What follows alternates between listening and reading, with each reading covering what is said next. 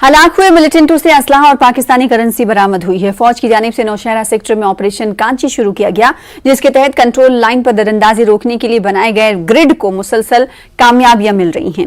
वाज़ेह है कि नौशहरा सेक्टर में एलओसी के साथ सरहद पार से मिलिटेंटों की एक बड़ी दरअंदाजी को फौज ने नाकाम बनाया था, जिसमें 2 मिलिटेंट मारे गए थे।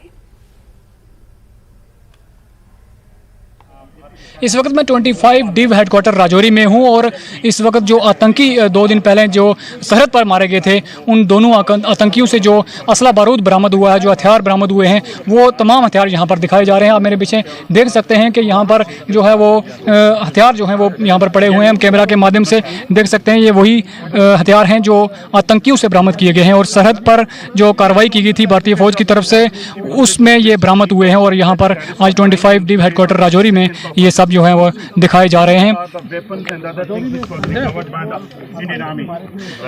मैं आपको बता दूं कि ये जो है घुसपैठ की कोशिश जो है वो कर रहे थे, वो इस कोशिश को भारतीय फौज ने जो है वो नाकाम किया और उसके बाद जो है वो इनसे जो हथियार जो है वो बरामद हुए। न्यूज़ 18 जम्मू कश्मीर लद्दाख के लिए राजौरी से शक्ति शर्मा।